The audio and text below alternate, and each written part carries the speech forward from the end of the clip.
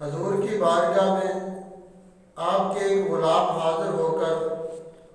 عرض کرتے ہیں کہ یا رسول اللہ صلی اللہ علیہ وسلم، میرے گھر میں دعوت ولیمہ ہے، اگر حضور میرے گھر کو رونق بخش دیں، حضور میرے گھر میں جلوہ گر ہو جائے تو یہ میری بڑی خوش قسمتی ہوگی۔ میرے آقا علیہ السلام نے اس کی دعوت کو فرما لیا۔ وقت مقررہ پر جب میرے آقا علیہ السلام اپنی مسجد شریف سے اس کے گھر کی طرف روانہ ہوئے تو وہ حضور کا غلام،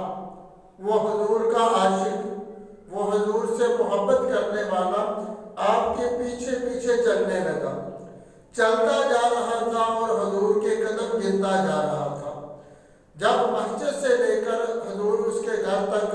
پہنچے تو آپ کے قدموں کی تعداد 100 ہو گئی تھی۔ اس کی محبت دیکھیے، اس نے اپنے گھر حضور کو جلوہ گر دیکھ کر خوش ہو کر کہ حضور نے میرے گھر کو رونق بخشی ہے، حضور نے مجھ پر کرم فرمایا ہے،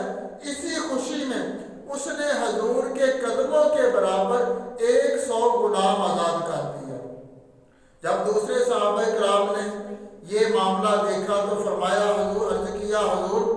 اس نے تو خیر کثیر حاصل کر لی ہے، یعنی کہ اس نے بڑا اجر پا لیا، اس نے بڑی کامیابی حاصل کر لی ہے۔ تو میرے مصطفیٰ کریم نے ہم غلاموں کا دل رکھنے کے لیے،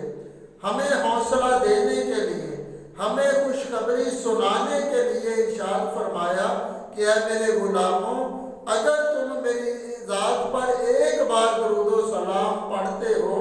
اگر میری ذات پر ایک بار درود و سلام بھیج